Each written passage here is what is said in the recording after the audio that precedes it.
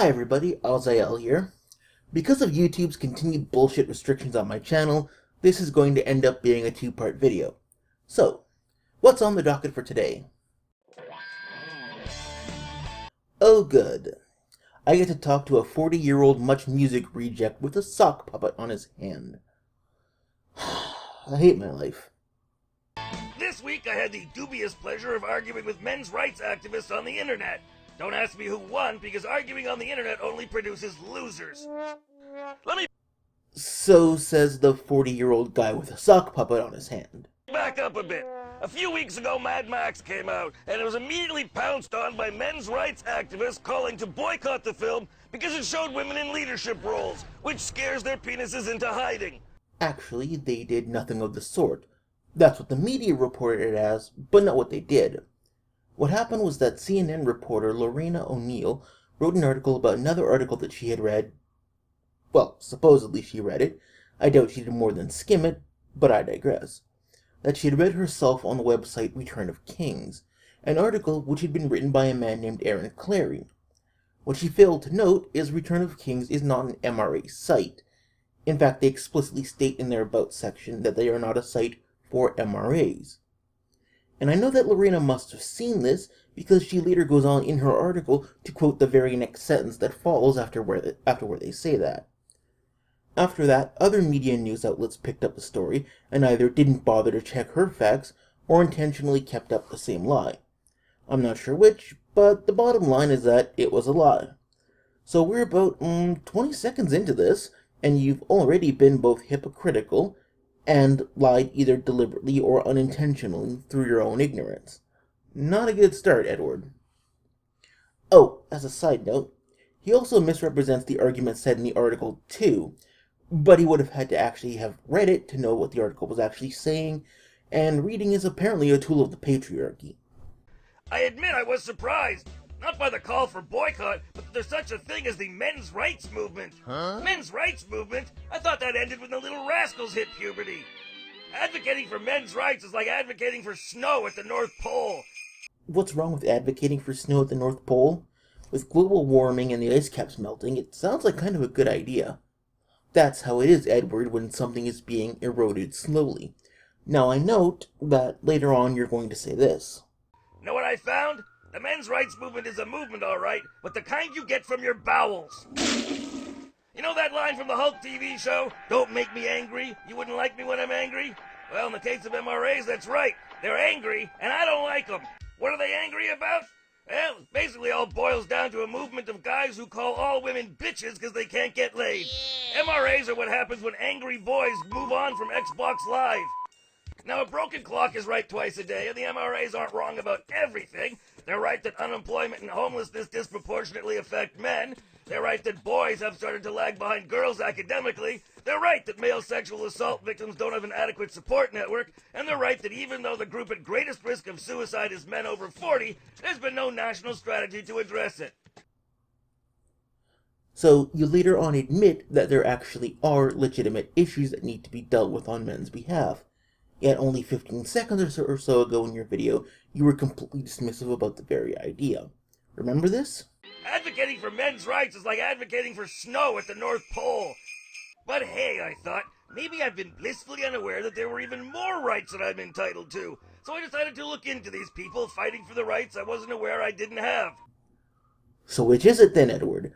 It seems to me as though you're either trying to have it both ways, or you're trying to pay scant attention to these issues in an attempt to convince yourself that you aren't the moronic, narrow-minded ideologue that you completely sound like to everyone else. You know what? I just had a brainstorm here, Edward. Maybe this is why they seem so angry. Because every time they try to point out that people among them suffer from little, minorly inconvenient problems like suicide, there's always some jack-off with his hand up a crusty wank sock going, Advocating for men's rights is like advocating for snow at the North Pole. But hey, I thought, maybe I've been blissfully unaware that there were even more rights that I'm entitled to. So I decided to look into these people fighting for the rights I wasn't aware I didn't have. You think that might have something to do with it? But then they go right off the deep end and blame every ill affecting men on a giant conspiracy of women. Scary. What is the dreaded patriarchy? In the simplest terms, patriarchy is a social system that values masculinity over femininity. This type of social system dictates that men are entitled to be in charge and dominate women. Now, I'm sure the MRAs have done their reading and research. I'm just not sure if it's in peer-reviewed journals. According to the MRAs, this conspiracy is out to, among other things, feminize men. I don't even know what the hell this means, but Caitlyn Jenner must be giving them nightmares. You know, Edward, I can't help but notice that you seem to be spewing a lot of vitriol at the people in the men's rights group. Exactly where is all this hate and animosity coming from, might I ask? So, Leanna Kay made a video about her views on the honey badgers being kicked out of Calax, and in it, she said that Men's Rights Edmonton had been awful and abusive to her, and that we had turned her friends into really nasty people. I hear that somebody involved in this is connected to this organization that's been awful to me, and I believe abusive, and I believe turned my friends into really nasty people who chose this organization over real human beings just because of an ideological difference. You know, if anybody gets up in my face and starts saying you need to take abuse for your own good, no, then we're done. And that's where it got with these people associated with the Edmonton's Men's Rights Organization or Association or whatever the heck it's called. Now, I found all of this very strange because I'm sort of the main guy here at Men's Rights Edmonton, and I had no recollection of ever so much as speaking of Leanna Kay, let alone warping her friends' fragile little minds and telling her to take my abuse. Now, we haven't done any of the things she's accused us of, so I asked her to apologize for lying. Men's Rights Edmonton had no involvement with Leanna Kay whatsoever before I tweeted her about the comments she had made about us in the initial video. Does Leanna have any proof to back up her accusations? Now already I've given people tons of ammunition to grandstand and try to refute this and try to claim you have no proof. You're right. I have zero proof. No, she doesn't have any proof, and anyone trying to refute this is just grandstanding. Now, that is quite the statement considering this tweet she made on May 7th.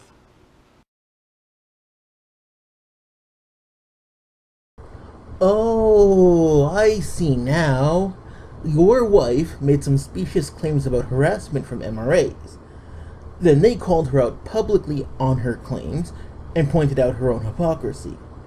And now I see why you're doing this, because if you don't stand up in white knight for your wife, she's going to make you spend the next 6 weeks alone on the couch at night with just your sock to keep you company. According to MRAs, the glass ceiling and the wage gap don't exist. Not just according to MRAs, according to that same peer-reviewed sciencey stuff you were talking about before. Case in point, let's take a look at the CONSAD report on the wage gap. In the very thorough report, which will, of course, be linked in the below bar, not that you'll actually read it, it says the following. However, despite these gains, the raw wage gap continues to be used in misleading ways to advance public policy agendas without fully explaining the reasons behind the gap. The purpose of this report is to identify the reasons that explain the wage gap in order to more fully inform policymakers and the public.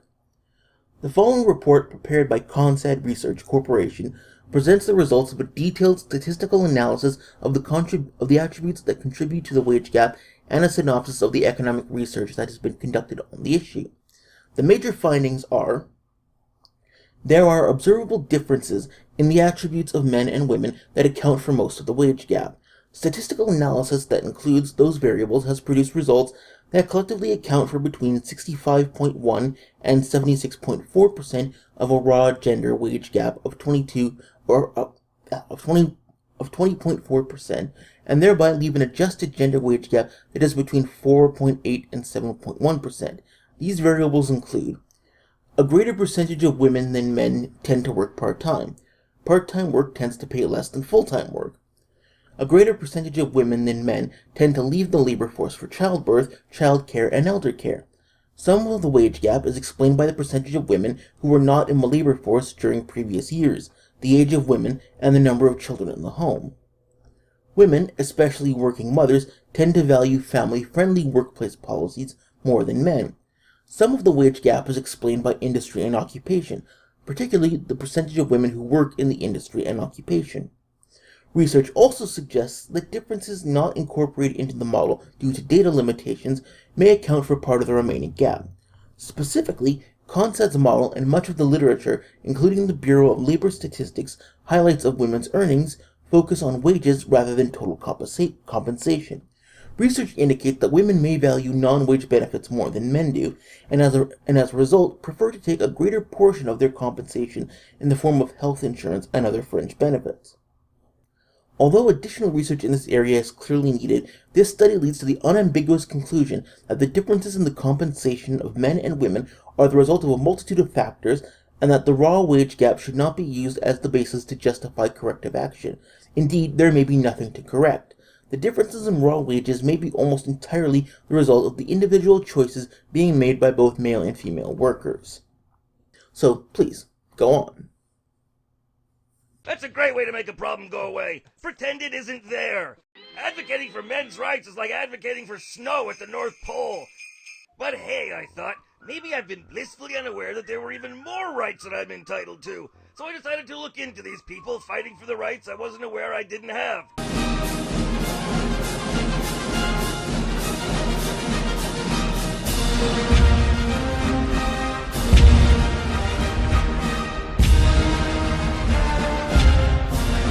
Try that with gravity on top of a tall building. Keep in mind that the men's rights movement sprung up as a "hey, me too" response to the women's rights movement. The big difference is the women's rights movement had a point. Rights have always applied automatically to men. Women have... Always? Do you really want to start making universal claims to me? Just offhand, I can think of the right to bodily autonomy. Men can have portions of their penis cut off at birth with nary a word from the parents or doctor. Men in America can be drafted and dragged off to war at the government's say-so. Women have the right to opt out of parenthood. Men not only can't, they have no say in whether they become a parent or not, other than abstinence. So that's 3 modern examples that shoot your position of men automatically having all the rights straight to hell. Oh, and what about the right to be taken care of and provided for by the men in your family? Men don't automatically get that one because they've always been the ones with the responsibility of doing the providing. Or the right to be protected from harm. Or the right to be given equal care and consideration by society. Now that I think about it, there are a lot of perks that men didn't get automatically. Granted, there are a lot of perks that women didn't get automatically too. It's almost as though men and women were different.